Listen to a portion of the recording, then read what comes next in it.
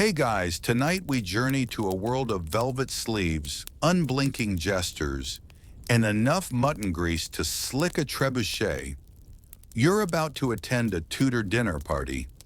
There will be meats you don't recognize, manners you don't understand, and smells that might require a separate therapy session. Fair warning, you probably won't survive this. So before you get comfortable, take a moment to like the video and subscribe, but only if you genuinely enjoy what I do here. And I'd love to know, where are you watching from and what time is it in your part of the world? Now dim the lights, maybe turn on a fan for that soft background hum, and let's ease into tonight's journey together. You arrived too early, of course you do. The wax-sealed parchment said something infuriatingly vague like, on the second quarter moon before harvest, which seemed poetic until you realized it told you absolutely nothing. So now you stand outside a Tudor manor just after sunset, soaking wet from the sort of drizzle that feels polite but ruins your entire outfit. A goose honks disapprovingly at your ankles. You try to knock, but the door is far too massive, and there's no bell, only an iron ring the size of your head. Eventually, someone notices you loitering by the gate, probably the manservant, though he might also be a minor lord. In Tudor England, everyone is either overworked or aggressively idle, and you can't tell which is worse. You're ushered in through a heavy oak door that moans like it resents your presence. Inside, it's dim, flickering, and immediately overwhelming. The air smells like wet wool, singed feathers, and something sweet but suspicious. Clove, burnt sugar, possibly squirrel. A sharp-looking woman in a ruff so wide it could serve as a parasol eyes you from the top of the staircase. She says nothing, just judges. You pass under a tapestry so enormous it has weather patterns. It shows a battle scene, possibly biblical, possibly just poorly stitched. The embroidery's surprisingly lifelike until you realize that some of the stains may be real blood. There's a dog, possibly a wolf. It follows you for 3 whole rooms, tail low, as if it's either going to attack you or write a sad ballad about your general vibe. You try to get your bearings, but everything is brown. Brown floor, brown walls, brown ceiling beams, brown drapery that might have once been crimson.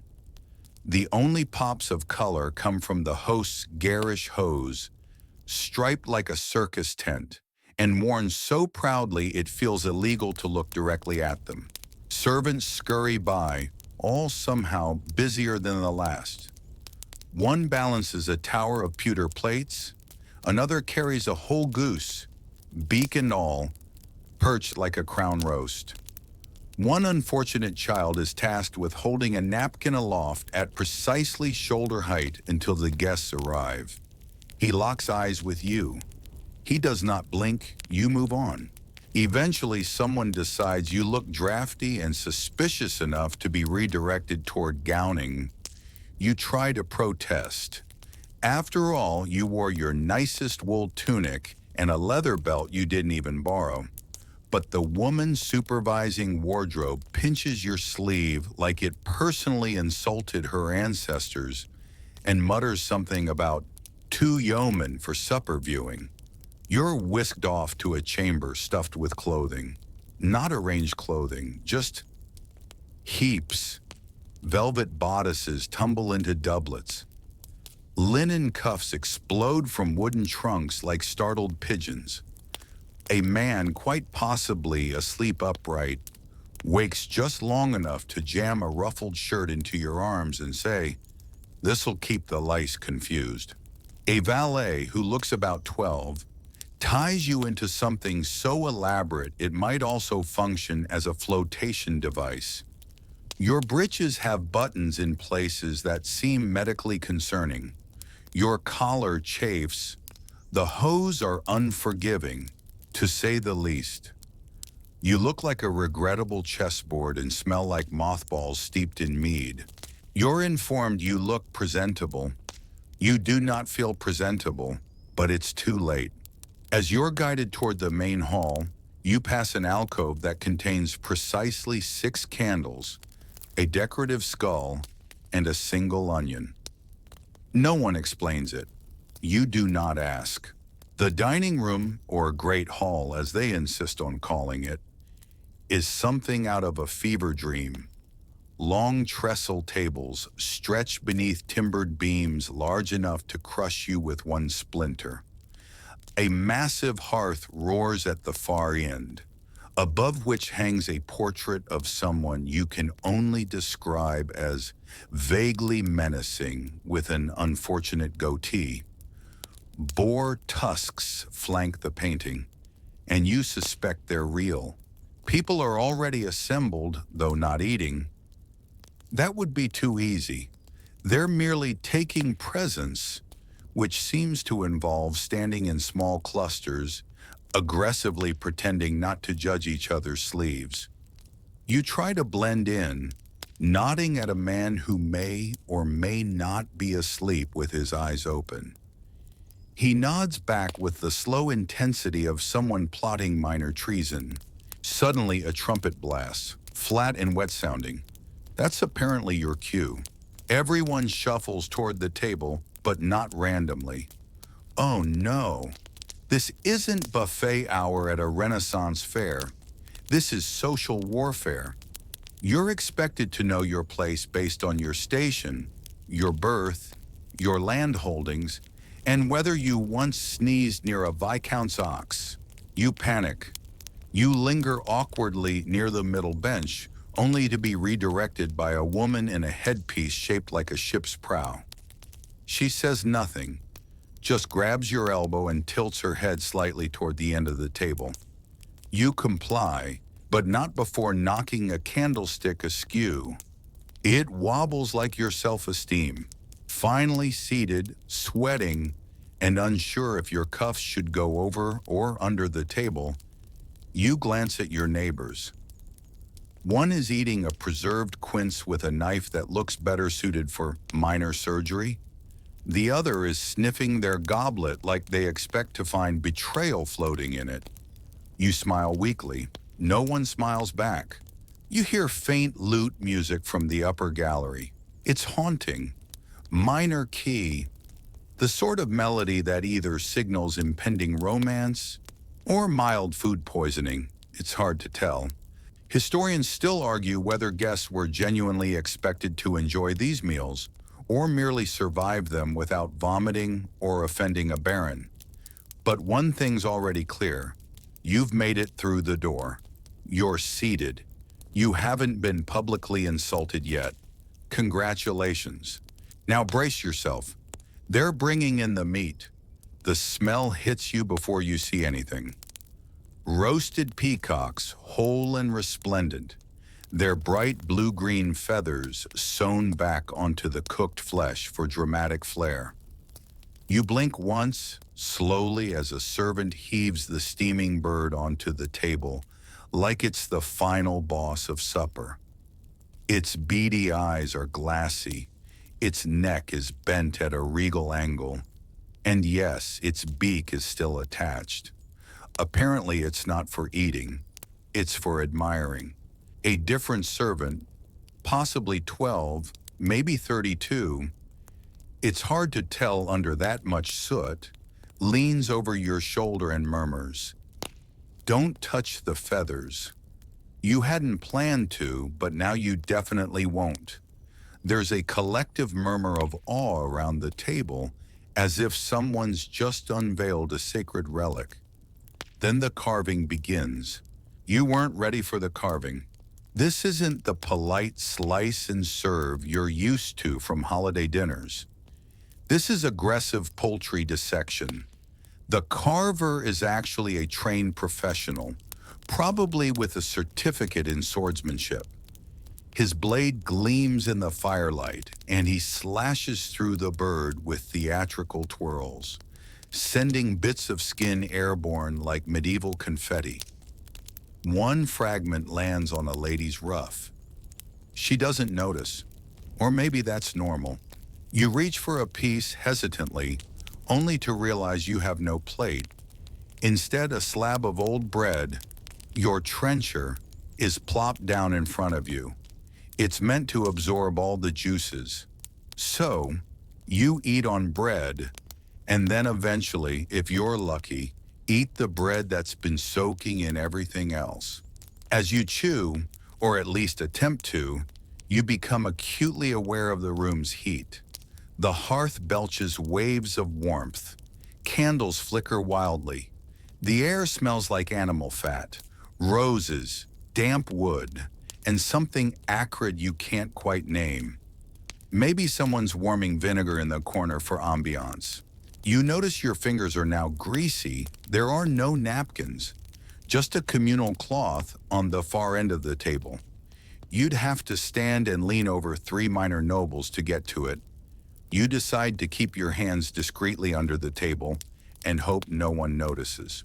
They notice. A man across from you watches intently as you fumble with a bone. He smirks. Then he picks up a stuffed dormouse and pops it in his mouth whole. You are not smirking. This apparently is the first course. But it's not just food, it's theater. Each dish is meant to impress or intimidate, or both. There's a pie filled with live songbirds that flutter out when it's cut, nearly colliding with the chandelier.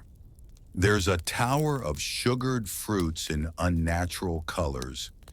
Green grapes dyed gold. Apples lacquered in crimson that could strip paint. You lean toward your neighbor and whisper, "Is that swan made of jelly?" She doesn't answer because she's attempting to drink her soup without slurping, a task requiring both back posture and emotional support. You watch as the jelly swan jiggles under torchlight. It blinks. You swear it blinks. Somewhere behind you, a minstrel strums a tense note on a lute. The melody changes slightly every time someone coughs. Just when you think things might settle, a page boy arrives holding what looks like an armored pumpkin. No explanation is given. He sets it down, opens a hatch, and reveals steaming minced meat inside. The gourd appears to be functional cookware. You admire the ingenuity. Then the boy sneezes directly into it. No one reacts. Historians still argue whether the page boys were trained for stealth or just dramatically overlooked. Either way, the pumpkin gets passed around like nothing happened. You politely decline, mumbling something about feeling full already. In truth, you're halfway into a culinary existential crisis. You try some goose instead. It tastes like dark promises and old time. The skin is charred to a crisp, but the inside oozes in a way that makes your molars feel nervous. You chew slowly, performing contentment for the table. Across from you, someone tells a joke involving an eel, a friar, and 3 barrels of ale. The punchline makes everyone roar with laughter. You didn't catch it. The accents are too thick, the pacing too fast. You laugh anyway, too loudly. The jester notices. Yes, there's a jester. He's been lurking near the hearth this entire time, occasionally juggling eggs or shouting cryptic riddles about shoes. Now he sidles up to you and announces that the newcomer chews like a Saxon goat. You smile. He's smiling. Everyone's smiling. Except you're not entirely sure it was a joke. He does a little jig and moves on, leaving behind a faint smell of beer and regret. Suddenly, the entire table goes quiet. A servant holds up a silver goblet. It's the signal. The lord of the manor is about to speak. He rises slowly, dramatically, one hand resting on the back of his chair like it's a wounded friend. His voice booms through the hall. Something about thanks to the land, praise to the queen, honor to the animals we've consumed. You try to nod in agreement, but accidentally bump your forehead on the trencher. A smear of meat juice joins your already mysterious sleeve stain. Then he gestures, grandly, and the servants begin moving again. The second course is coming. You don't feel ready. You're still chewing a slice of peacock you forgot was in your mouth. A brass pot appears, its contents bubble ominously. No one explains what it is. You try not to make eye contact with it. Your seatmate finally speaks. The smell tells you if it's rabbit or monkfish. You smile and say, "Ah," as if that clears everything up. It does not. The music changes. Now it's a slower tune, almost mournful. Possibly a commentary on what's being served. Possibly just a coincidence. In the Tudor court, music is either festive or foreshadowing. There's rarely a middle ground. As you pick through a pile of something gelatinous and root adjacent, you find yourself missing modern food. Pizza, ice cream, anything that doesn't stare back at you. You sigh and push a sprig of something decorative to the side. It hisses. You pretend it didn't. At the far end of the table, someone tries to explain the symbolic meaning of the meal's colors. The red represents valor, the yellow divine light. You wonder aloud what the gray paste stands for. Humility, they whisper. You swallow hard, not the food, just your pride. You've barely survived the first 2 rounds, but the real ordeal begins in what they call the gowning gallery, a grand chamber with all the comfort of a crypt and all the warmth of judgmental eyeballs. You've been summoned here because apparently your current outfit, already stiff, scratchy, and deeply unflattering, still doesn't match the evening's updated sartorial standards. 2 women, both with collars so wide they could be used to signal ships at sea, intercept you before you complete indigestion. They lift your sleeves as though they're testing the thread count with their fingertips. One sniffs. Not you. The fabric. Possibly both. Then a verdict. Needs starch and codpiece realignment. You don't argue. You've learned. In Tudor England, disagreeing with someone about your own appearance is social heresy. Before you can blink, you're frog marched to the wardrobe chamber, a space that somehow smells like both rosewater and boiled sheep. There's a pile of hose in the corner. Bright yellow, ribbed, ambitious. You try not to make eye contact with them. A man, balding but majestic, beckons you forward. He doesn't ask your name. He asks your measurements, using only a glance. It's disturbing how accurate he is. Doublet mid-cut, rough, aggressively wide. Shoes, maybe pointier. Before you can ask what a mid-cut doublet is, he's pulling garments off pegs like a magician, revealing increasingly disappointing rabbits. You're stripped down by 2 attendants who don't even blink when your borrowed breeches give way, with a sound like a sigh. The new hose cling to you like social anxiety. The doublet smells faintly of cloves and mildew, and the shoulder padding is so intense you briefly lose peripheral vision. Now you look noble, someone lies. The codpiece is, well, assertive. You try to reposition it to appear less enthusiastic. A woman nearby snorts, not discreetly. Historians still argue whether codpieces were meant to convey virility, act as pockets, or serve as armored coin purses.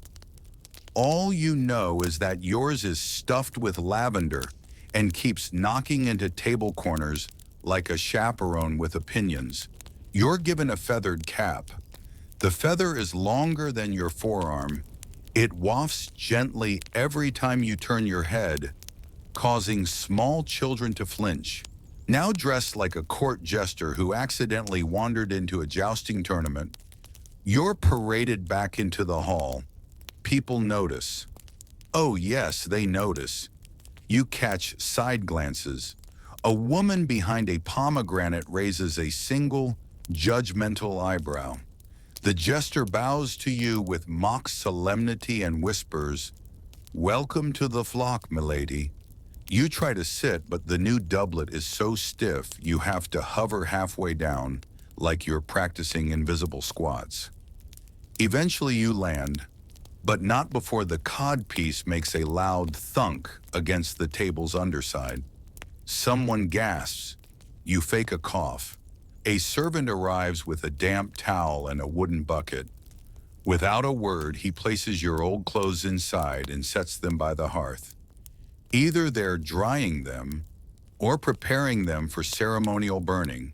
You're now officially outfitted for the second half of the meal, which is apparently more refined. This means smaller birds, more sauces, and a sequence of palate cleansers that taste like candle wax kissed by mint. You notice your new sleeves are dragging in your soup. You fold them once. They unfurl like banner scrolls. You fold again. Same result. Eventually you give up and simply pin them under your thighs, creating a look historians would probably call dignified panic. Just as you're adjusting to your new textile-based identity crisis, someone beside you gently clears their throat. "You've no badge," they say softly, glancing at your chest. You blink, unsure. "Your family's crest, where is it?" "Ah, right, that." You do not, in fact, possess a family crest. Your closest claim to lineage is a grandmother who once sold mead to a knight's horse groomer. You smile and mutter something about recent embroiderial tragedy. The person nods sympathetically. "We lost our thread in the last rebellion." You're not sure if that's literal or code. You nod anyway. Suddenly, a fanfare bursts from the upper gallery. Trumpets blare, lutes trill, and a young boy with a cracked voice yells something that might be Latin or just panic. A covered platter is marched in by two solemn footmen wearing matching aprons that read, "By royal appointment." On it, a gilded pie. But this isn't dessert. The pie's crust is hard as sculpture. It's painted, yes, painted, with what looks like pastoral scenery. Tiny sheep grazing near a castle. The detail is exquisite. You lean in. The castle has windows. One of the sheep appears to be mid-bleat. Then someone cracks the pie open and inside larks. A dozen tiny songbirds roasted and arranged in geometric formation. You are supposed to take just one, using your fingers with reverence. You do so, but yours has a tiny leg bent at a tragic angle. You lose your appetite for roughly 15 seconds before hunger resumes control. The meat is oddly sweet, and the aftertaste is resinous. You wonder briefly if you just licked history. The man next to you wipes his fingers on a hound. The dog looks mildly flattered. Over dessert, if one can call stewed plums floating in wine dessert, someone recites a sonnet about onions. You try to look captivated. Halfway through, the jester begins interpretive miming of root vegetables. You nod appreciatively. There's a brief interruption as a man attempts to compliment the hostess's embroidery, but accidentally references a bawdy tavern lyric. The room goes silent. Someone drops a spoon. He corrects himself, mentions golden threads of domestic grace, and the tension passes. But your forehead is sweating, your collar's chafing, and the cod piece has somehow twisted 45 degrees. You want to stand, or lie down, or quietly burst into flame. And just when you think you've made it through the worst, a servant taps your shoulder. "You'll be assisting with the next course," he says, handing you a ladle that looks like a medieval tennis racket. "Of course you will." You stare at the ladle in your hand like it's a live eel. The handle is carved with what appears to be a badly proportioned griffin, and it's sticky with something unidentifiable. Possibly treacle, possibly regret. You want to ask why you've been chosen, but the servant has already vanished, gliding off like a judgmental specter in linen. You rise awkwardly from your bench, doublet creaking, codpiece stubborn, and begin your ceremonial shuffle toward the far end of the hall. A ripple of whispers follows you.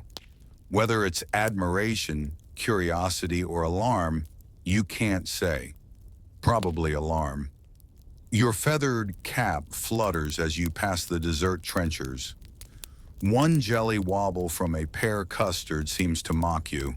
At the head of the table sits the lord of the manor, reclining slightly, fingers drumming in the table, as if he's heard all the jokes and eaten all the birds. He nods at you. Not a warm nod.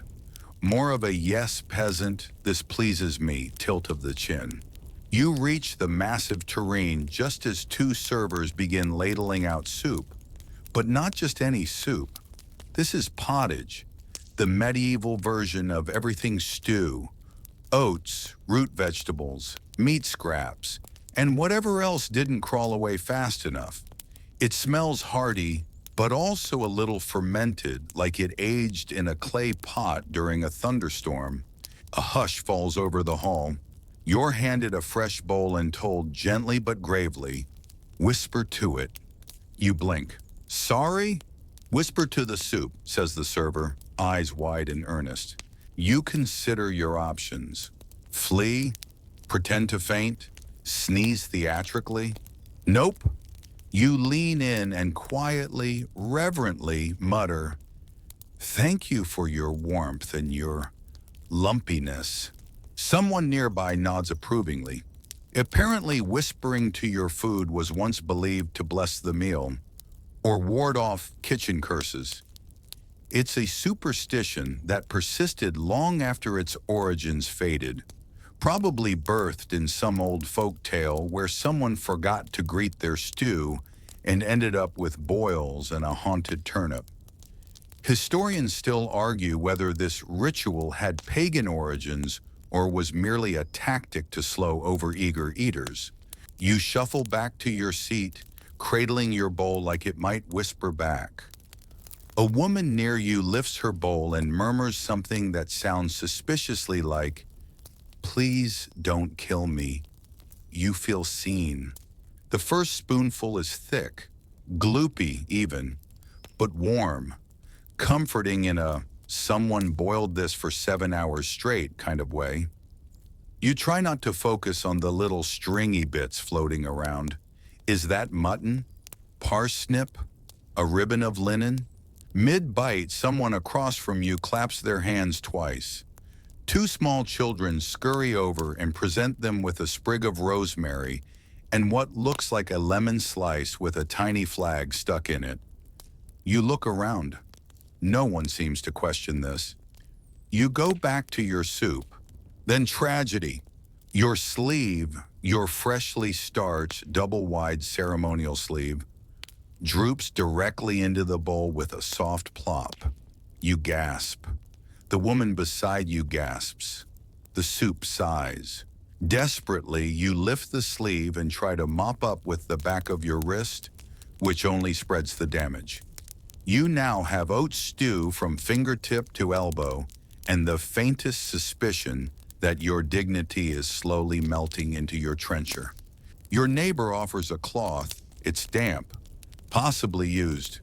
You accept it like a condemned man accepts his final hood. The jester naturally notices. He slides near, balancing in one leg, and delivers the line. The soup knight has fallen in battle. You bow your head.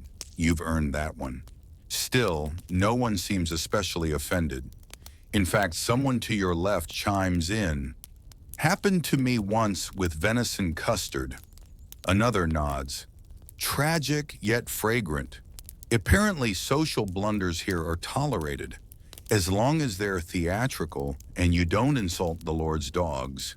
Speaking of which, one now curls beneath your bench, licking something from your boot. You decide not to look. By now, the soup course has ended. Servants gather the trenchers, scraping off anything that hasn't soaked entirely into the bread. The trenchers themselves, now sodden and misshapen, are handed to waiting boys who will deliver them to the poor, or possibly to the pigs, depending on how charitable the Lord feels today, or how much he drank. A man begins reciting a tale about the last feast, where someone brought a salad with dandelions and nearly caused a scandal. You nod politely, but your eyes wander. At the far end of the room, a large wooden chair with antlers carved in the back looms under a banner. A servant lights 2 candles on either side. This, you learn, is the chair of discomfort, where guests who talk too loudly, eat too quickly, or violate the order of toasting are made to sit in mock disgrace until dessert. It's already occupied by a boy who dared to eat a cherry tart before permission was granted. He looks solemn, but he's also clearly trying not to laugh. The music shifts again, something lighter, flutier. You feel a slight breeze as someone opens a high window to let out the mead fumes. A couple of owls call to each other outside. Or maybe they're just gossiping an owl. As you rest your soup-soaked arm on the table, your neighbor leans in conspiratorially. "This isn't even the strangest dish they serve," she whispers. "Last month, someone brought a pie with live frogs inside." You choke. What happened? 2 escaped. One ended up in Lady Abernathy's slipper. She said it changed her view of prayer. The Lord of the Manor stands once again, this time for a toast. Everyone rises. You nearly knock over your trencher, but recover with only minor elbow displacement. The toast is long, poetic, and references at least 3 saints, one of whom you're pretty sure is fictional. You repeat the final words as everyone does, softly with reverence. To the feast, to the fire, to the fullness of time. Glasses clink. The jester juggles 3 apples and a spoon. You sit down, tired, sticky, and a little delirious, but somehow still curious. What on earth could possibly come next? You barely have time to recover from the soup incident when your internal alarm goes off again. Something about the atmosphere has changed. More than just the sour steam of stewed cabbage drifting past. There's tension in the air, social danger, the kind you can't see but absolutely feel in your spine. And then it hits you, seating. The guests begin shifting ever so slightly, subtle scoots and glances, the way cats reestablish dominance on a windowsill. You've unknowingly wandered into the most dangerous battlefield of all, a Tudor dining table with no clear seat assignments. You try to recall where you sat initially, but your brief soup-ladling career has disoriented you. There are no name cards, just an ancient understanding of place and precedence, communicated through cuff width, feather tilt, and how many times your grandfather was knighted. Yours wasn't, of course, unless fetching cabbages during a thunderstorm counts. You eye the spot you think you remember. Someone else is in it. You panic. You can't just sit anywhere. This is the era of the salt cellar rule. A large ornate salt cellar sits in the middle of the high table like a miniature throne made of silver, jealousy, and bad decisions. It's both condiment container and social divider. Sit above the salt, closer to the Lord of the Manor, and you're someone. Sit below it, and you're, well, not. Historians still argue whether the placement was determined by lineage, favor, or who brought the biggest swan to last year's feast. Either way, you, dear traveler, are now in peril of sitting too close or too far from the salt and offending absolutely everyone in one swift, unseasoned motion. You hover, literally hover.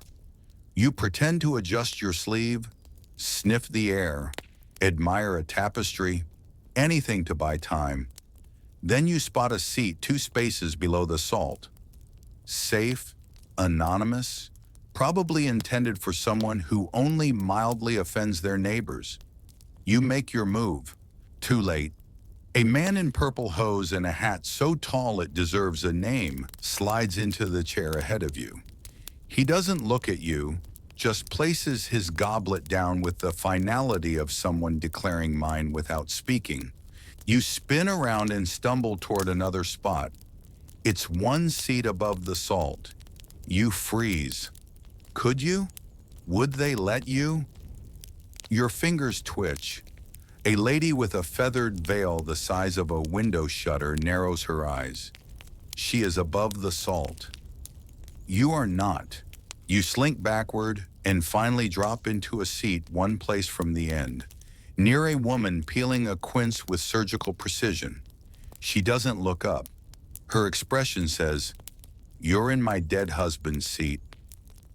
You pretend not to notice. The man next to you is cheerful, though, and thankfully loud enough to drown out your panic. "First time, eh?" He grins, biting directly into a hunk of smoked eel. "Don't worry, I once sat next to the bishop's hunting ferret by mistake. Woke up in a hay wagon 3 days later." You're not sure whether he's joking, so you laugh politely while eyeing the salt cellar with fresh dread. A servant comes around with a new course. Sweetmeats, which sounds lovely until you realize it's not sweets and meat, but candied offal. Yes, that's right. Livers, kidneys, and maybe a gizzard or 2, lovingly glazed with honey and presented as dessert-adjacent treats. You accept one out of sheer social pressure. It's sticky and slightly grainy, like chewing a sugar-coated apology. The woman with the quince finally speaks. "You're too close to the master of revels," she says quietly. "They might call on you for a toast." You nearly drop your candied liver. "A toast," you whisper, "to something poetic or insulting or just loud." She smiles faintly. You'll know when they stand and look directly at you with vague menace. And sure enough, moments later, a man with a velvet eye patch and a ruffled collar that could double as a bird bath rises and raises a goblet. "To the land," he declares, "and the beast that feeds upon it." Everyone murmurs in agreement and sips. Then he turns, slowly, toward you.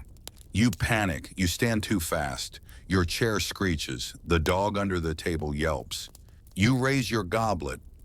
"To the salt," you say, "and the ancestors who pickled things before us." A long pause. Then laughter. Actual laughter. The man with the eye patch nods approvingly. Someone claps.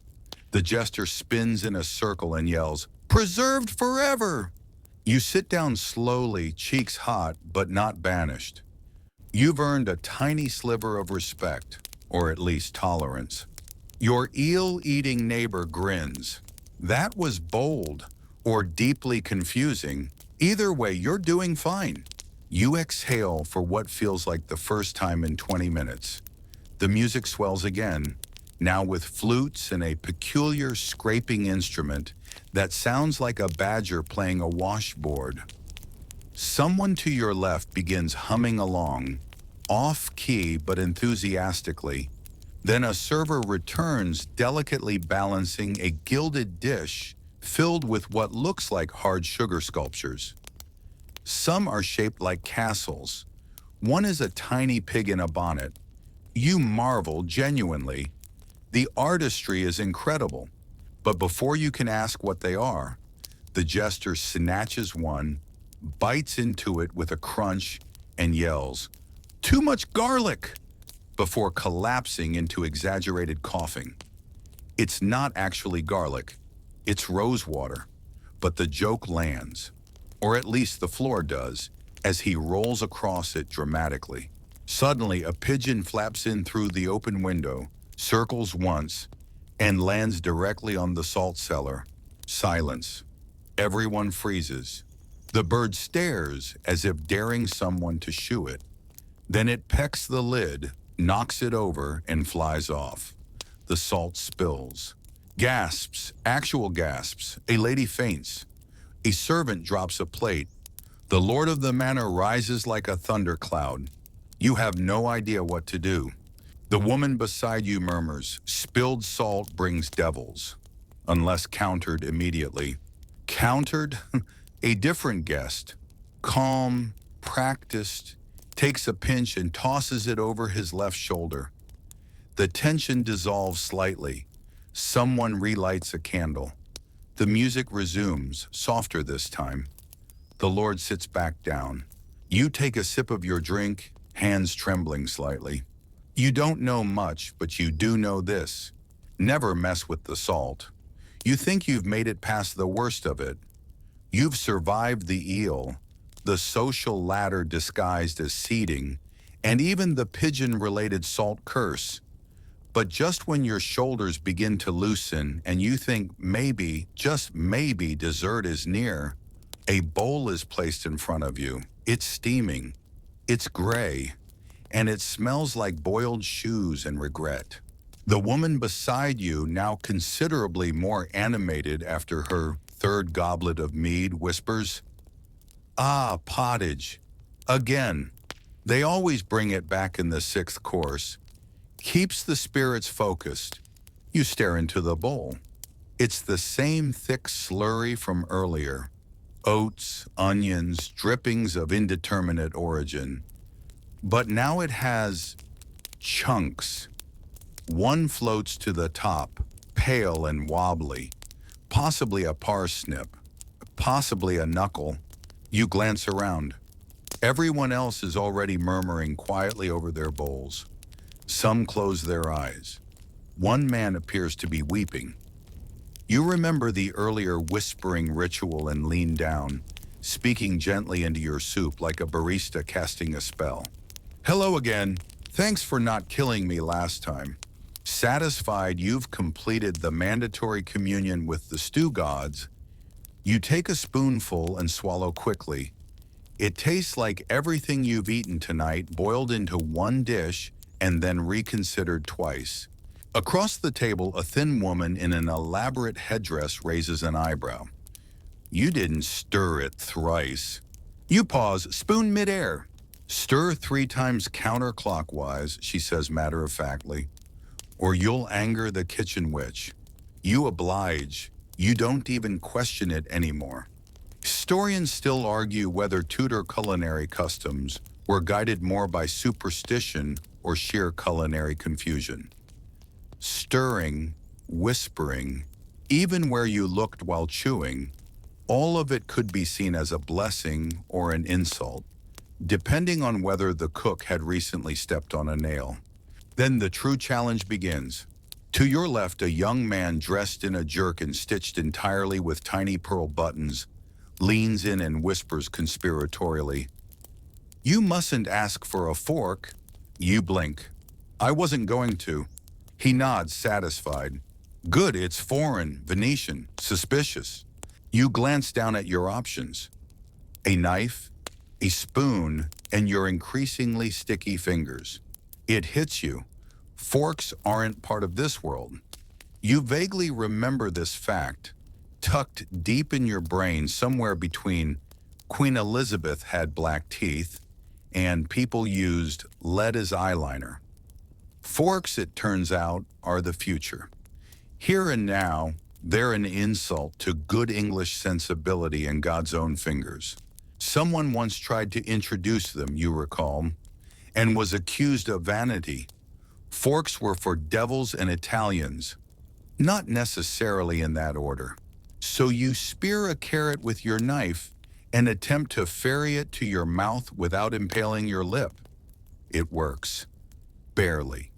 The carrot tastes like it was cooked in salt water and modesty. Just then a handbell rings, gently. Not a summons, more like a warning. Two young girls in matching green gowns enter, carrying trays of roasted nuts and spiced fruit paste. They walk slowly, barefoot, as if not to disturb a sleeping saint. Behind them, the lute player strums a delicate tune and begins to sing, "Nutmeg and honey for noble delight. Whisper your hunger, but not with a bite." You freeze. Are you not supposed to eat the nuts? Turns out you are, but delicately, casually, as if the nuts came to you by divine coincidence, and you merely happened to nibble one out of mild curiosity. You pick one up. It's roasted, shiny, warm. You roll it in your fingers. You murmur a small thank you to no one in particular. Then you crunch, gently, like your teeth are apologizing. The jester, who's been circling again like a cackling crow, appears at your elbow. "Good crunch," he whispers, loud enough to show gratitude, soft enough to avoid litigation. You nod, unsure whether that was a compliment or a veiled threat. Suddenly, there's a bang at the far end of the hall. A boy drops a pewter plate. It clatters across the flagstone floor with a noise that echoes like doom. The room freezes. Every eye turns. The lord of the manor stares. The boy bows, deeply. Then with great dignity picks up the plate, places it back on the table, and kneels. A servant drapes a small embroidered cloth over his shoulders like a ceremonial blanket. He will remain there motionless for the next 10 minutes.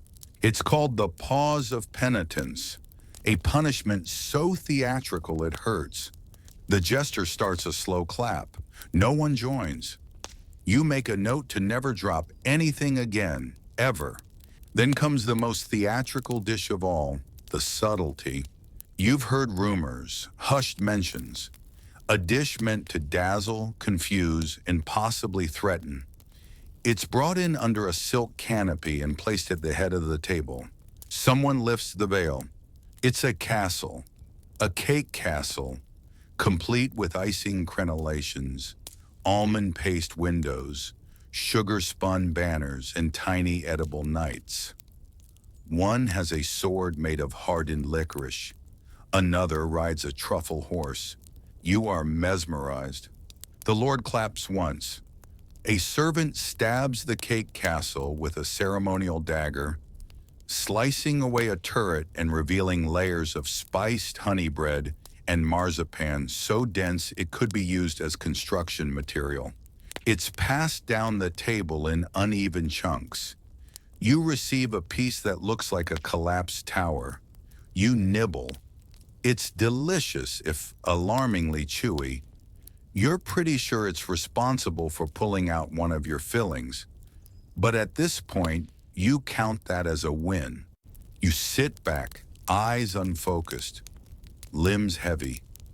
Your sleeves are still damp. Your stomach is at full occupancy. Your mind is fuzzy with sugar and anxiety. You've been fed, dressed, judged, blessed, mildly cursed and observed. Then the jester reappears and whispers, "Now we dance." Your blood goes cold. Before you can protest, stand, or fake indigestion, a bell rings again. Twice this time. The kind of ring that means something horrible is about to be announced with complete confidence.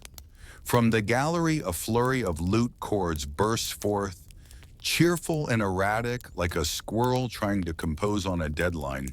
You look up. A servant appears, arms raised, eyes resigned.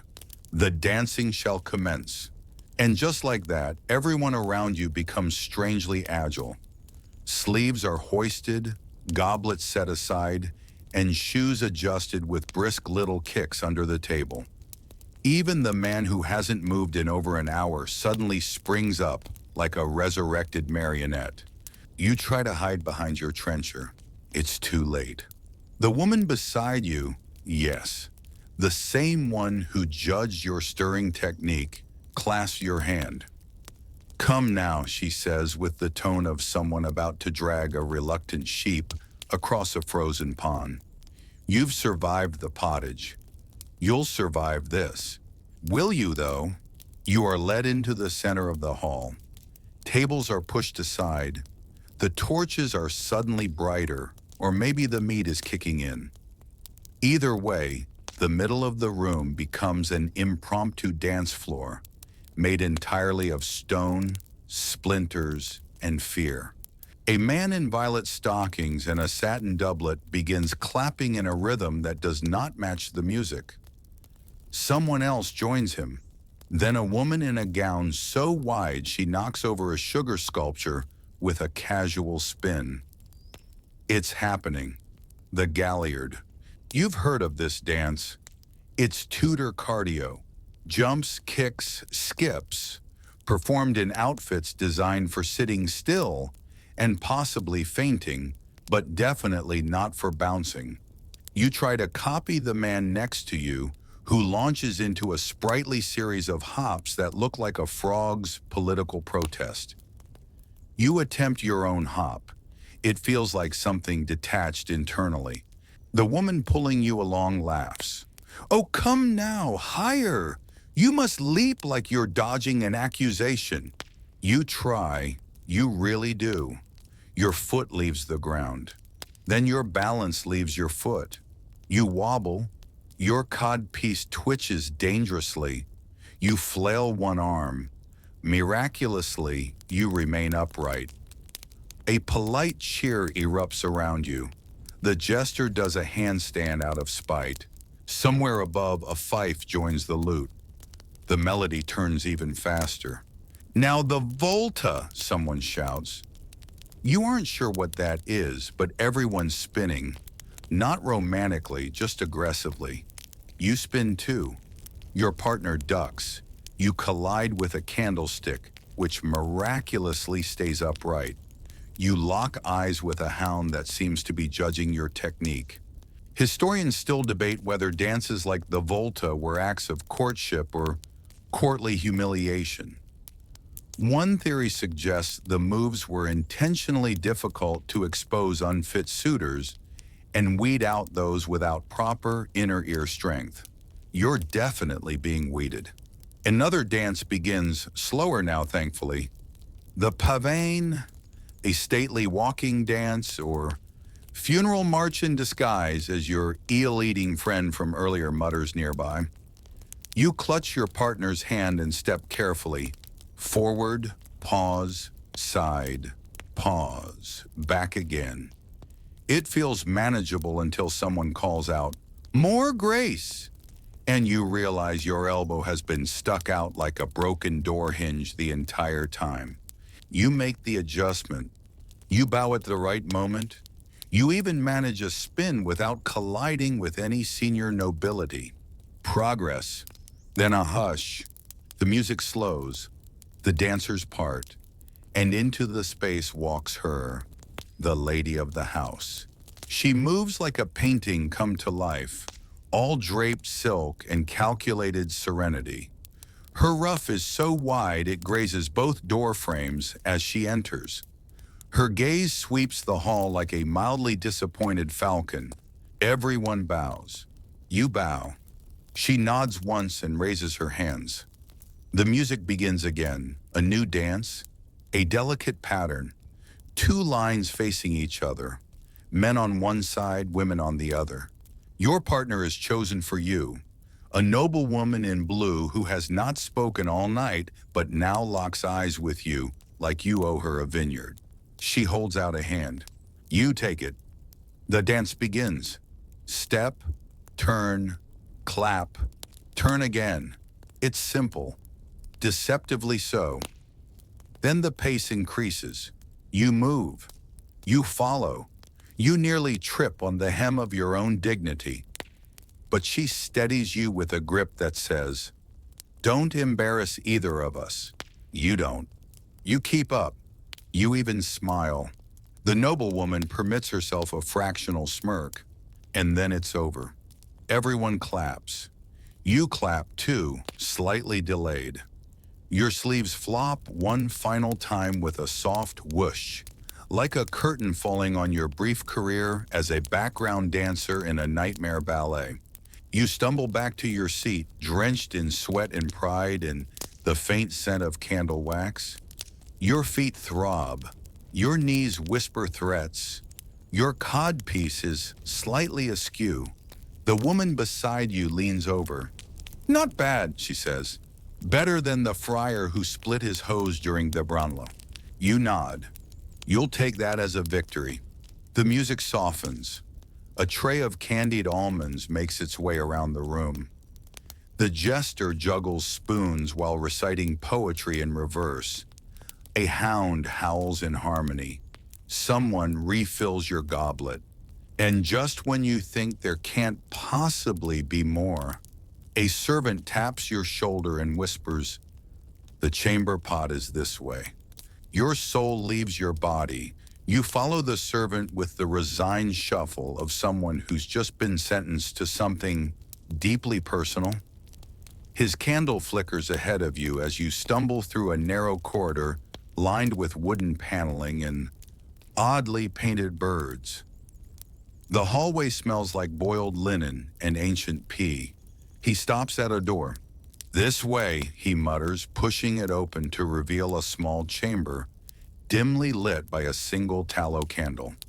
In the center, a box, not just any box, a seat, a wooden throne with a hole in the center and a faint aura of melancholy. The chamber pot, also known, you soon realize, as the necessary, the house of easement, or, if one were feeling especially fancy, the garderobe. But don't let those genteel names fool you. This is not a place for quiet reflection. This is where dignity goes to lie down and weep. The servant gestures vaguely.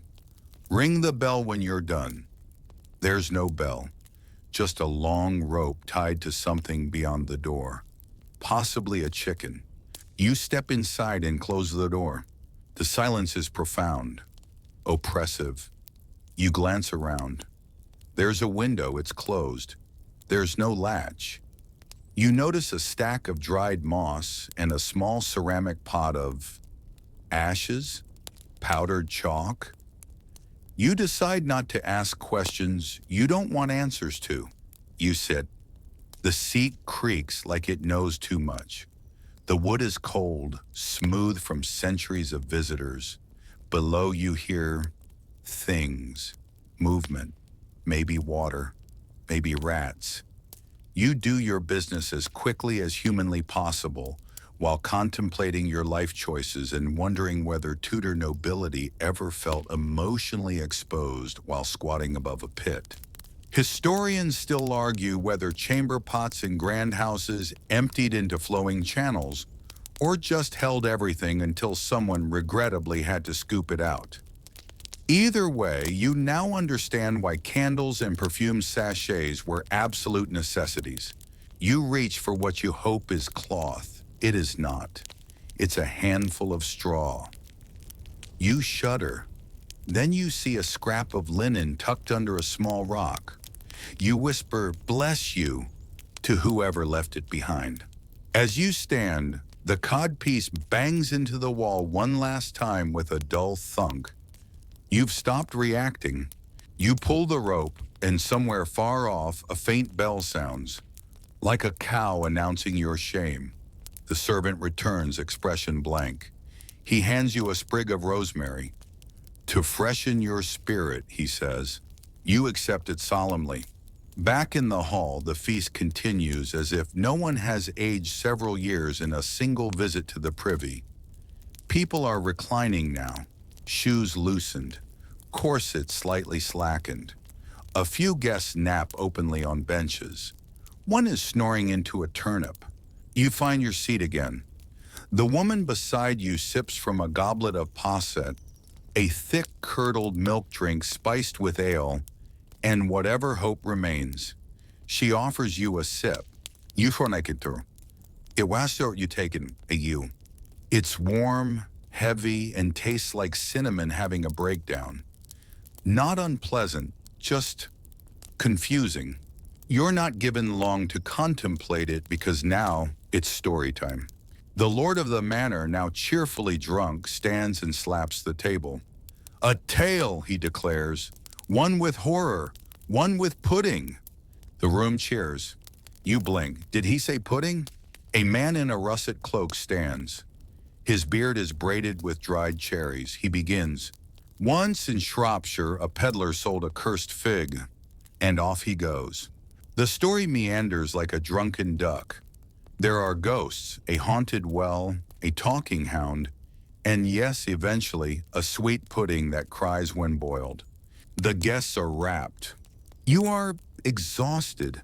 The tale ends with the line, and that is why we never whisper to a pair. Roars of laughter, goblets clink, someone toasts the fig. You join in, because at this point, you'll toast anything. Another guest begins a riddle. What grows in darkness, drinks no wine, and sleeps in hats? You blurt out, hedgehogs, too quickly. Silence, then laughter. Indeed, the guest cries. You're sharp as a cudgel. Compliment, insult, unclear, you accept it. Then comes a tray of cheese. Glorious, moldy, aggressively pungent cheese. Some blue, some hard, some seemingly moving of its own accord. You choose a soft one. It melts on your tongue and tastes like old socks in victory. Dessert is officially served. Another tray, marchpane, what we now call marzipan, sculpted into miniature hedges, swans, and one very disturbing baby. You take a swan. You do not make eye contact with the baby. You eat slowly, feeling the sugar dissolve into your bloodstream like an apology. The musicians have calmed. A slow, sleepy air floats through the room. Someone sings a lullaby to a pie. The woman beside you hums. This was a good one, she says. Last month, they served badger in aspic. Put everyone right off the dancing. You nod. You don't even flinch at the word badger anymore. The Lord slumps back in his chair, smiling. His eyes close. Someone gently removes the goblet from his hand. The lady of the house rises and bows her head. Let the fires burn low. Let the bellows rest. Let the bread crust and the bones be buried. A formal end, or a spell, either way, everyone murmurs agreement. You're suddenly aware of your own body, aching, bloated, mildly powdered. Your codpiece sits askew. Your sleeves have absorbed more broth than any napkin ever could. Your ankles are swollen, and you're pretty sure your hat has melted slightly from heat exposure. You don't even care anymore. You have survived. You lean back sighing, and then someone gently taps your shoulder. You forgot to thank the soup. You turn slowly, neck cracking, eyes glassy. What? The voice behind you repeats it kindly, as if reminding you to tie your shoe. The soup? You never thanked it after the second bowl. You blink. You can barely remember your own name at this point, much less your dialogue with a starchy broth. But in this world where live birds fly out of pies and people cry over marzipan hedges, forgetting to thank the soup is apparently a cardinal sin. I did whisper to it, you say, a little too defensively. Twice, maybe 3 times. The man shrugs. But did you thank it? You consider lying. You consider running. Instead, you sigh, fold your hands solemnly, and murmur, "Thank you, soup, for your warmth, your fiber, and your relentless presence." He nods, satisfied, and melts into the tapestry behind you like a medieval ghost who's completed his unfinished business. You stare at your empty trencher. There's a faint ring of gravy, a withered sprig of rosemary, and what may be a pear stem. You poke it with your spoon. It doesn't move. Good. From somewhere near the hearth, a shriek of laughter erupts. A guest has fallen asleep into a plate of quince preserves and is now being gently decorated with sugared almonds by three merry pranksters. One of them uses a candied chestnut to craft a monocle. The jester walks by and says, "Sleep is treason unless accompanied by crumbs." He tosses a tart onto the sleeper's lap and blesses him with a theatrical bow. You glance around. The room is quieter now, the revelers slumped and softened. The fire burns low. The scent of pine resin and old wine hovers in the air like a woolen fog. And just when you think it's over, the musicians strike up again. But this time, not a dance, not a fanfare. Something slower, more eerie. A ballad maybe, or a dirge for digestion. The lute sings, the viols groan. The singer's voice lilts into the air like smoke rising from an overworked stew. Lay down thy fork, take up thy spoon. The midnight bread shall rise full soon. You realize there's a final course. From the kitchen doors comes a team of servants carrying one massive item. At first glance, it's a large pie.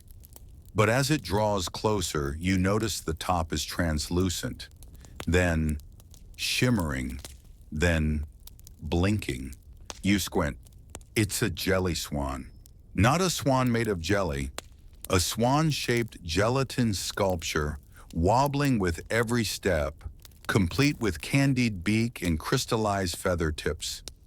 It glistens with unnatural beauty, as if someone molded an entire river spirit out of goose bones and apricot glaze. It's placed ceremoniously at the center of the table. No one moves. Then the lady of the house rises again. She circles the jelly swan. Slowly, reverently, her fingers trail the air around it, never touching. It is tradition, she intones, to accept the swan's judgment. You nod, though you have no idea what that means. A silver spoon is handed to her. She dips it into the swan's neck. A tremble goes through the jelly, as if it shudders at the indignity. A soft, wet plop as she withdraws a spoonful. She tastes, she nods. The room exhales. The spoon is passed, slowly, carefully. Each person takes a turn dipping into the swan. No one dares go near the head or the tail, just the back, the wings, safe zones of polite consumption. When it reaches you, your hands tremble. The jelly smells faintly of almond, pear, and vinegar. You take your bite. It's cold, slimy, and sweet in a way that borders on sinister, like a memory of fruit trapped in time. The texture fights you. The flavor flirts, then insults, then apologizes. You swallow. Your eyes water. The jester claps once. The swan finds you edible. Cheers erupt, or maybe polite snickers. You've lost the ability to distinguish tones. You slump into your seat again, mentally and physically undone. Across the table, your eel-eating friend raises his goblet.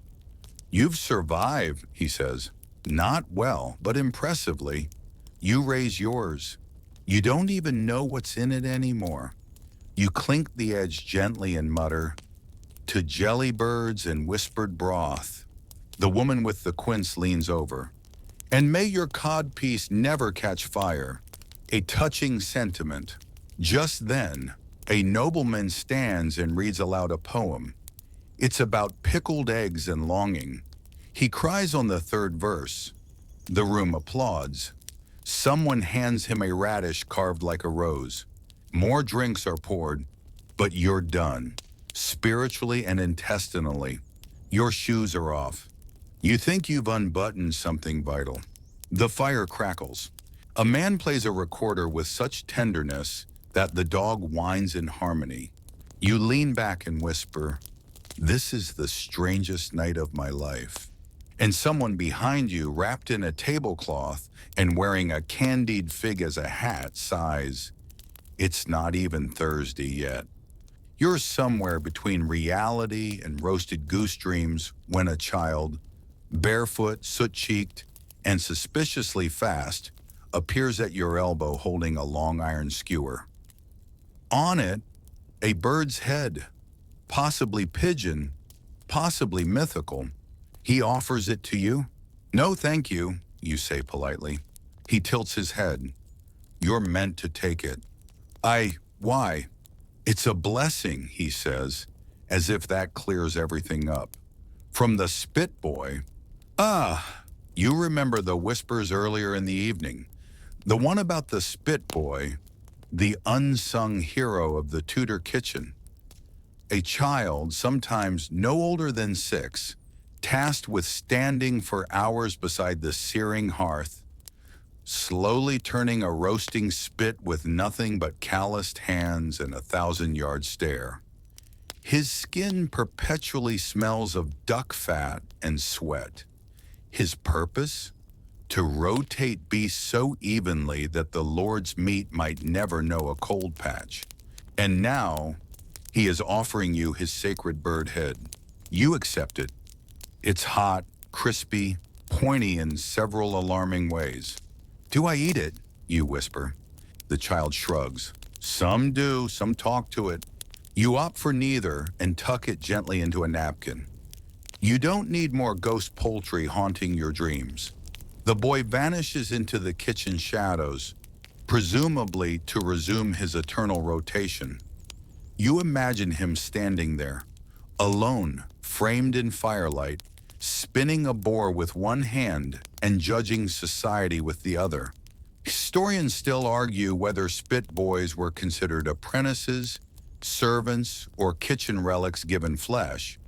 What's clear is that every Tudor feast needed one, and if they made eye contact, you had to acknowledge the offering.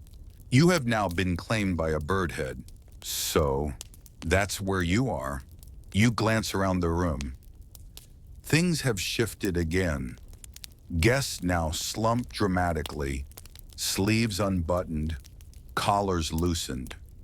One man has used his trencher as a pillow. Someone else is drawing faces in a puddle of plum wine with the stem of a rosemary sprig. The jester is asleep on the table, curled around a loaf of bread. You think surely this must be the end. But no. A hush spreads again. Candles are dimmed. A servant claps twice, and then out comes the cheese pig. You are not hallucinating. A cheese sculpture, lovingly crafted to resemble a lounging pig, complete with peppercorn eyes and a sage-leaf tail, is wheeled into the room on a silver tray. A hush falls over the guests as it passes, like royalty made of dairy. It's magnificent. Cheddar shoulders, a Stilton belly, crackers arranged like hay bales beneath its chin. You lock eyes with it, it gazes back. A man in ceremonial sleeves cuts a slice from its snout with a curved blade that looks more surgical than culinary. He places the sliver onto a wafer-thin slice of bread and hands it to the Lord, who eats it with the solemnity of a bishop receiving communion. Then it's passed down. You get a piece from the ear. It's delicious, salty, creamy, slightly unsettling knowing its source expression. "You should name it," someone whispers beside you. "What?"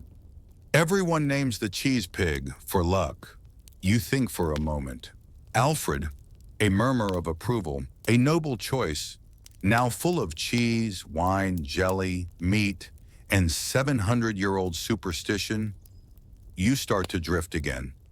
You're jolted back by a fanfare so abrupt it nearly reactivates your soup trauma. Servants line up. A final announcement is made. The Lord wishes to retire. He rises slowly, robes heavy, face flushed, and begins his ritual farewell. It's long, it's florid. It includes 2 Latin phrases, 4 blessings upon the queen, and a weirdly personal anecdote about an eel that once healed his gout. Everyone bows. He exits. The lady of the house stands next. She does not speak. She simply stares at each guest for 3 seconds, one by one. Some hold her gaze, some do not. When she reaches you, your brain empties completely. You nod. She nods back. You may have just agreed to something legally binding. Then she too departs. The remaining guests begin murmuring among themselves, a soft buzz of farewells and digestion. One by one they rise, groaning like old ships. Someone helps the man out of the quince preserves. He seems grateful and sticky. You know you should go. You try to stand. Your legs disagree. Your feet feel like boiled carrots. Your knees like wet bread. Eventually you lurch upright, catching yourself on the table. You wave off assistance with a noble grimace. You begin your exit, the hall stretching before you like a fever dream. Tapestries wave lazily in the heat. A dog snores near a pool of spilled wine. The jelly swan glistens ominously, only half eaten. You swear it winks. As you reach the door, someone slips a rolled scroll into your hand. You don't see who. You look down. It reads, "You are cordially invited to next month's feast, a celebration of pickled miracles." You shudder. You pass the hearth. The spit boy is still there, still turning. He nods. You nod back. Outside, the air is cool, merciful, real. You take a deep breath and step into the night. The stars above twinkle innocently. You are saturated with gravy, exhaustion, and a hollow, echoing gratitude for modern plumbing. You stumble out into the cool night air, like a bear emerging from hibernation, confused, heavy, and slightly butter-scented. The manor door thuds shut behind you, sealing in the warmth, the smells, and roughly 37 types of meat-based trauma. The gravel path crunches under your borrowed shoes, which are now squeaking ominously from soup damage. You pause by a stone column to catch your breath and to recenter your soul. That jelly swan still dances in your peripheral vision like a traumatic screensaver. You tug off your hat, your absurd feathered, overheated hat, and clutch it to your chest. It smells of sweat, nutmeg, and surrender. You glance around. A few other guests are also wandering the grounds in varying states of stunned silence. One man is muttering to a hedgehog. Another woman is slowly chewing a candied walnut, like she's trying to decode a prophecy from it. You think maybe, just maybe, it's time to go home. And then just when you've almost escaped, someone calls your name. Or at least they call something that sounds vaguely like your name, shouted through 3 goblets of mead and a general disdain for consonants.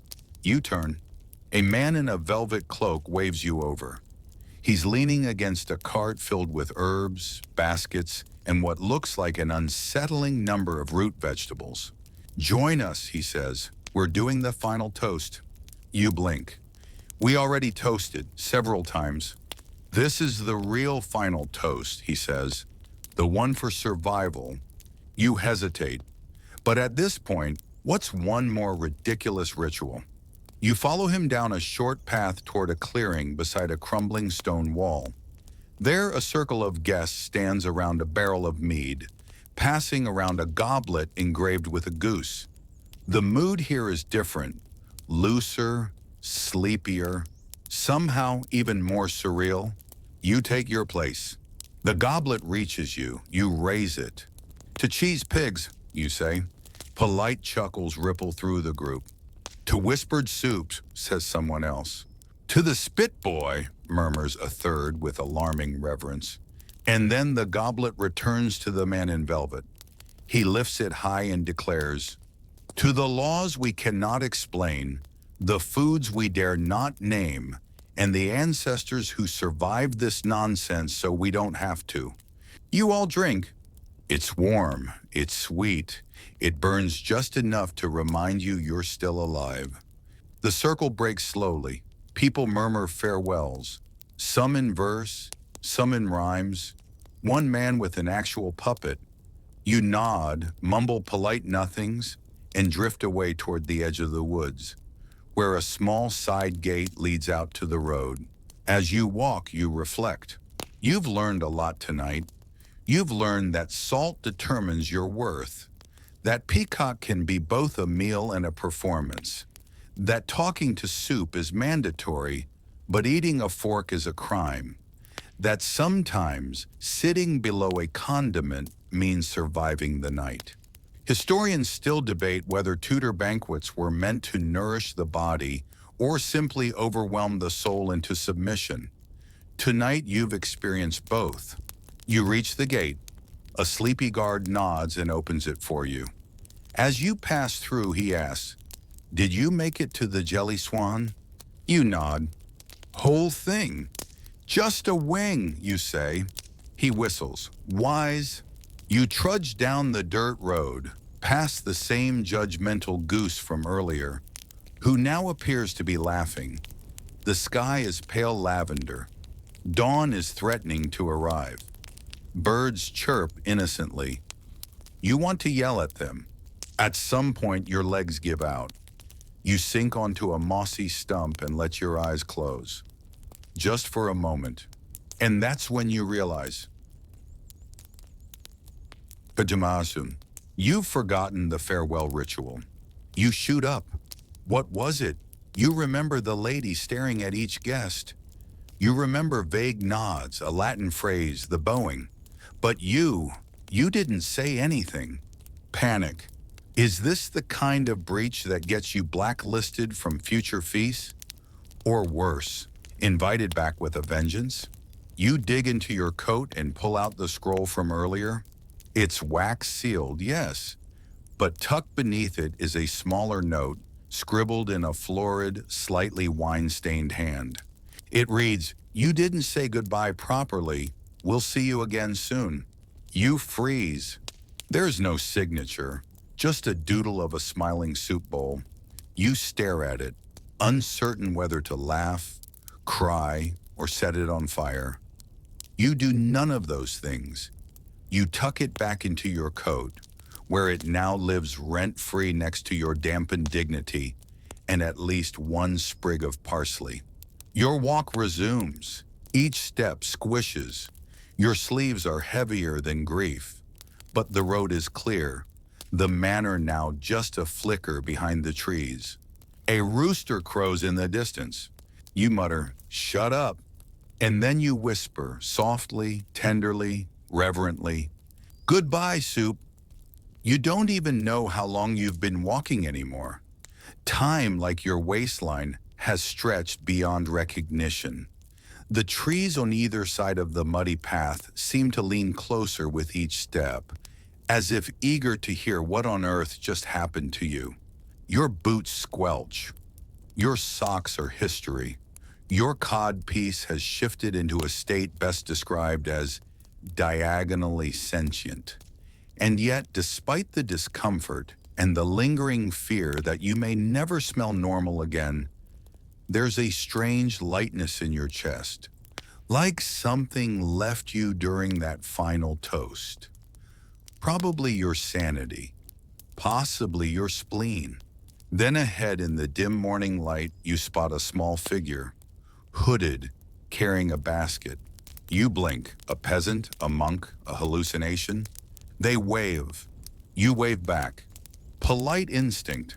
They approach slowly, and as they draw near, you realize the basket is filled not with bread or herbs, but with spoons, hundreds of them, wood, pewter, bone-handled. One even has a tiny painted pig on the end. "You dropped this," the figure says. and from the basket pulls out a single spoon. Your spoon, the one you used during the second course, the same one you whispered into, trembled over, and then forgot entirely. You take it baffled. How did, Doesn't matter, the figure says. It's yours and it heard everything. You glance down at the spoon, which now seems faintly warm. Maybe that's the mead. Maybe it's a blessing. Maybe spoons are listening now. Honestly, you wouldn't put it past them. The figure continues on their way, humming a tune you vaguely recognize from when the marzipan hedges were served. You pocket the spoon and trudge forward. The village comes into view, roof still damp with dew. Smoke curls lazily from a few chimneys. You pass a dog sniffing at a shoe with deep existential concern. No one's out yet. Just you and the ghosts of 17 different meats.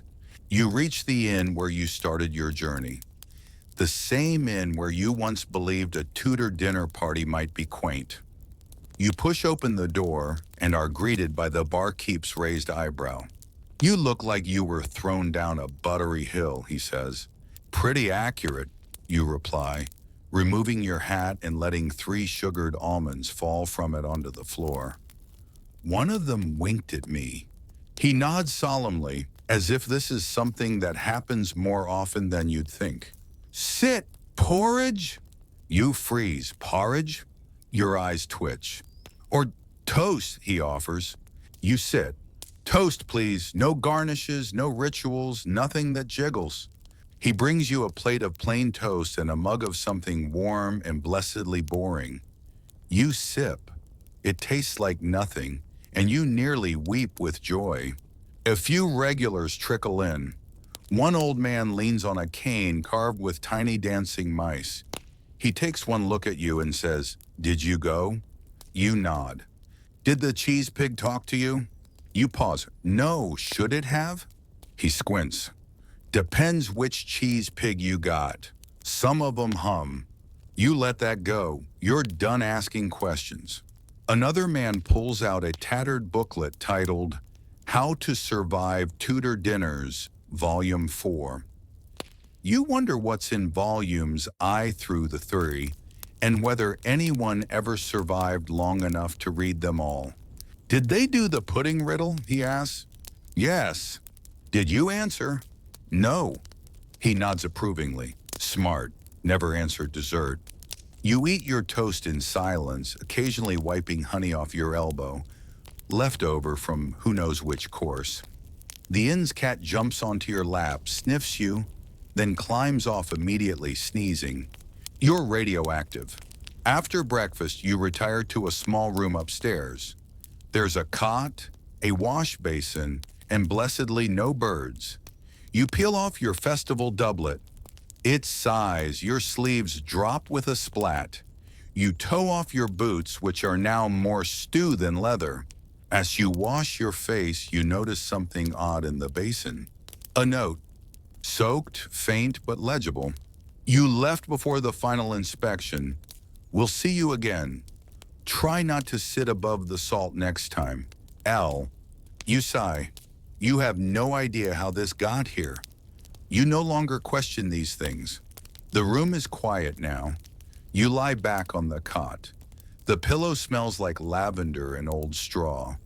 For the first time in hours, possibly days, you relax. Your hands twitch involuntarily in a small galliard. Your feet tingle with cheese trauma. And still faintly you hear it. A lute. A perment. Far off, down the road. Playing the same sleepy refrain from the Jelly Swan ritual. You whisper, "No, no, no, no, no, no." But the melody lingers. You roll over and spot the scroll again. The next invitation. The celebration of pickled miracles. You open it. It's illustrated. There's a drawing of a dancing turnip and a man crying into a radish. There's also your name. You groan and toss the scroll under the bed, where it will no doubt multiply. The spoon in your pocket pulses slightly. You throw a blanket over it. Sleep for once comes quickly. Your dreams are strange. You dance with a hedgehog. The cheese pig hums. The jelly swan is now your landlord. A bowl of soup follows you through a forest, whispering compliments you don't trust. You wake with a start. Hours later, heart pounding. You reach for your coat. The spoon is gone. You check your shoes, your hat, nothing. You close your eyes and sigh. Of course, it's gone back to the kitchen. You spend the rest of the morning swaddled in layers of crusty linen, nursing your sore limbs and trying not to think about whether the soup still remembers you. The innkeeper brings you a boiled egg and a cautious look. You manage both without incident. By midday, your legs function again. Barely. You hobble downstairs like a minor villain from a morality play. As you sip something herbal from a chipped mug, probably tea, possibly leaf-flavored regret, a courier bursts through the door. He's panting, wild-eyed, holding a velvet pouch and a scroll sealed in wax. "Oh no," you whisper. He marches straight to you, ignoring the sleepy farmers and the man in the corner bottle feeding a weasel. "Are you the one who whispered to the pudding incorrectly?" Your blood goes cold. "What?" He narrows his eyes. "You said thank you to the soup after dessert, not during. Timing matters." You try to form a sentence, any sentence. He thrusts the pouch into your lap. "You've been summoned?" Then he spins on his heel and leaves, shouting something about swan etiquette violations and pickled beet reparations. The innkeeper peers over. "Summoned, eh? Bad luck. Best bring extra socks." You open the pouch. Inside, a single dried fig, a ribbon embroidered with tiny spoons, and a card that reads, "Court of Culinary Missteps. You are cordially required." You exhale through your nose and put the card face down. No, no more. You are officially done with banquets, rituals, edible centerpieces, and anything that requires whispering to produce. You resolve to move on. Find a normal village. Eat food that doesn't stare back. Maybe become a shepherd. But before you can rise and pursue your new rustic fantasy, someone new enters the inn. She's tall, wearing a navy gown stitched with tiny stars. Her hair is braided with bay leaves. She carries no scroll, just presence. She sits next to you without asking.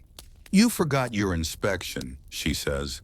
"Apparently, you missed the quince confession. That's worth 3 figs." "I didn't know that was mandatory." "Everything is, if someone decides it is." You nod slowly. "That actually tracks." She eyes you for a moment, then takes the fig from the pouch. "This one's not cursed," she says, "but it's not blessed either. It's a neutral fig. Symbolic." "Of what?" She shrugs. "Disappointment, mostly." You consider this, then eat the fig. It's chewy, dusty, tastes like anxiety and anise. She seems pleased. Then, with no warning, she pulls a long sheet of parchment from her sleeve and unrolls it across the table. It's covered in names, dates, food items, and hand-drawn illustrations of screaming vegetables. "Your banquet score," she explains. "What?" "You were observed, graded, judged." You blink. "I didn't know I was being evaluated." "You're always being evaluated," she says gently. You look over the parchment. There's a drawing of you spilling soup on your sleeve. A small star beside it. "Bold," someone has written. Then there's a doodle of you chewing jelly with a grimace. "Unwise bravery." Further down, the moment where you named the cheese pig. "Alfred, acceptable." One box is ticked with red ink and marked "Salt Incident." Responded with instinctual terror. Approved. Your total score? 73 out of 97. Subtitled, "Reasonably Edible, Borderline Admirable." You sit back. "That's better than I expected." She nods. You're invited to judge the next one. Your jaw drops. Judge? You've survived. You've suffered. You've tasted the wing of the jelly swan and lived. That's all the qualifications you need. You shake your head. I don't want to judge anything. I want a bath and a mattress made of nothing. I want to never think about cod pieces again. She smiles. That's exactly what someone would say before becoming a judge. Before you can reply, she stands. Think it over. We begin preparations next week. It's a pickled miracle theme. She leaves a small bottle on the table. Glass, green, faintly glowing. Essence of commemorative pottage, she says. For memory. Then she's gone. You stare at the bottle, it bubbles once. You set it gently aside. You sit in silence for a long while. The weight of the fig, the parchment, and your imminent fate pressing down like a wet ruff. Then you hear something behind you. A whisper, very close. Thank you, it says. You turn. No one's there. Just your empty mug. And your spoon. The spoon has returned. You pick it up slowly. It vibrates slightly in your hand. A warm, spoonish hum. You could swear it's smiling. You pocket it again. You rise. And without even fully realizing it, you begin to whisper, to the pickled, the perfumed, the politely cursed. You stop yourself. You almost said the whole thing. Almost. You wake the next day to the sound of bells. Tiny, erratic, and definitely coming from inside your cupboard. You open it carefully and find a single turnip, wearing a paper hat, with a note. For courage. You close the cupboard and walk away. It's been 3 days since the banquet, and yet the world hasn't stopped handing you breadcrumbs back to it. Yesterday, a milkmaid tried to hand you a commemorative eel. The day before, a choir of children followed you down the lane chanting, "Bless the soup, whisper low." You've been marked. You've taken long walks through the woods, avoided the main road, hid behind hedgerows whenever anyone in velvet wandered by. But somehow, the feast finds you. Or maybe, it never really ends. Which is why you now find yourself outside the town hall, holding a velvet envelope addressed to esteemed surviving guest number 47. Inside, the invitation reads, "You are summoned to sit in informal judgment of the upcoming Feast of Fermented Wonders. Dress not required. Judgment, however, is." You sigh and look up at the sky. It's raining. Of course it is. Inside the hall, it smells like lavender and damp wool. Someone offers you a thimble of beetroot cordial, which you decline on principle. Another person tries to hand you a badge that reads, "Honorary Saucer Whisperer." You take it. It's easier than arguing.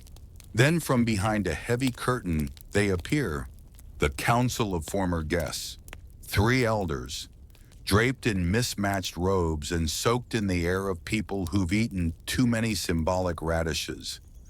One wears a collar made entirely of wilted parsley.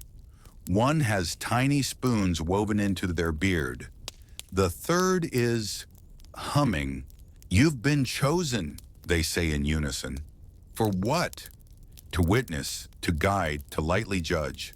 Judge what? The pickling. You stare at them. You want me to judge pickles? Not just pickles, miracles, pickled ones. You nod slowly. Obviously, they lead you through a wooden door into a room filled with jars. Hundreds of jars, lined up like soldiers, each one labeled in shaky calligraphy. Hopeful onion, sainted carrot, shrine of gherkin. Someone opens a lid and a vinegary mist escapes like ancient gossip. You cough. A woman approaches carrying a clipboard. "Have you pickled anything yourself?" "No." "Good, you're unbiased." She points to a stool. "Sit, observe." If anything glows, record it. You sit. The jars sit. Time passes. You stare into brine, waiting for revelation. One jar wiggles faintly. A nearby man claps and shouts, "It lives!" Someone hushes him. You begin to drift, lulled by the gentle plop. Plop of bubbles rising through pickled beetroot. You think of the feast, of the jelly swan, of your whispering spoon, of soup. And then something moves. Not violently, just shifts. A parsnip inside a tall jar turns slightly to the left. The judges gasp. "It's happening," someone whispers. You lean in. Your breath fogs the glass. The parsnip winks. Or maybe it blinks. Or maybe it's disintegrating. Either way, the crowd erupts in applause. The oldest judge hands you a ribbon. "Place this upon it." You do. The parsnip wins. You've now crowned a pickled miracle. You lean back in your chair, slightly pickled yourself at this point, and feel an odd calm settle in your chest. You've become one of them. You are no longer a guest. You are part of the feast. A returning flavor in a stew of absurd tradition and lightly cursed cutlery. Later that night, you return to the inn, where your pillow now smells faintly of vinegar and fig. On the windowsill, your spoon, wearing a tiny hat. Again. You don't even flinch. You just nod. "Thank you," you whisper. The spoon says nothing, because it's a spoon. But you swear the wind picks up just enough to sound like distant applause. You lie back, stare at the ceiling, and wait for the next course. Because of course there will be one. It begins again, not with an invitation, but a dream. You're back in the banquet hall. The table stretches into forever. 1,000 trenchers, steaming pies, candles dripping wax onto embroidered napkins that hum lullabies. The jelly swan floats, not walks, down the center of the feast, flanked by 2 wheels of cheese with tiny antlers. The salt cellar glows. The spoon is now a staff. You wear robes made of dried parsley and custard-colored linen. Everyone is clapping, but very slowly and only with their pinkies. You wake in a sweat. A fig rolls off your chest. You do not own a fig. It's time. No scroll, no velvet pouch. Just a knock at your door and a man wearing a cloak made of napkins. He hands you a bundle of clothes, new hose, a stiffer doublet, a collar that doubles as a sundial. You dress without question. That's who you are now. Outside, a cart awaits, pulled by a goose you don't ask. The road winds endlessly. You pass pickled turnip shrines, a woman gently slapping a pie for luck, a man arguing with a jug about nutmeg proportions. You nod at them like they're old classmates you once beat in jelly sculpture class. The manor looms ahead. This time you don't pause. You stride through the doors like you belong. Because you do. People nod. They know. You survived. You whispered to the soup. You judge the parsnip. You've seen things. Breathed roasted pigeon steam. Worn a codpiece in anger. Named a cheese pig with conviction. You take your seat, not above or below the salt, but directly across from it. It seems to approve. The music begins. The food arrives. This time, no confusion. You eat like a seasoned knight of the feast. You bow to the pottage. You stir 3 times counterclockwise. You murmur blessings to the pickled carrot and make eye contact with the spit boy just long enough to avoid offense, but not long enough to imply dueling interest. The jester approaches. He bows. "Welcome back." You nod. "Still can't feel my elbows." "Good," he says. "Means you're doing it right." Then he hands you a folded napkin. Inside, a poem. "When bread is round and meat is square, When pudding hums and quails to stare, remember those who dared to chew and whispered soup before they knew. You feel your eyes mist over. You raise your goblet. To confusion, to ritual, to roast. The hall replies, and to those who forgot the toast. You laugh, you feast. You forget which meats are birds and which are desserts. And when the jelly swan arrives again, you simply nod. No fear, just understanding. You make it through the meal. You even help someone else whisper to their soup for the first time. You're one of them now. You are home. And now at last the feast ends. The fire flickers gently in the hearth, casting a soft golden light across the stone floor. Somewhere in the distance, a lute plays a final chord that hums like warm honey on a cold night. You sit back in your chair, your limbs heavy, your mind a little foggy, your stomach. A battlefield, yes, but one at peace. The hall is quiet now. The trenchers have been cleared. The jelly swan has gone to sleep. Even the jester curls up beside the bread basket, snoring softly, a candied fig stuck to his cheek. A dog sighs near the fire. Someone yawns. Someone else murmurs a prayer to parsley. The world slows. You glance around one last time. At the shadows on the wall, the flickering candlelight, the forgotten goblet still half full of posset, and you smile. You did it. You came. You ate. You whispered to things that shouldn't require whispering, and you survived. Mostly intact, slightly pickled, unexpectedly wiser. The spoon in your pocket is warm. You close your eyes and let the images blur. Silver platters, floating swans, bowing parsnips and velvet hats. Let them melt into the night. Let them dissolve into the dreams where they belong. You are full. You are safe. And the soup forgives you. Good night, traveler. Rest easy. The feast waits patiently for next time. End of script. Sweet dreams.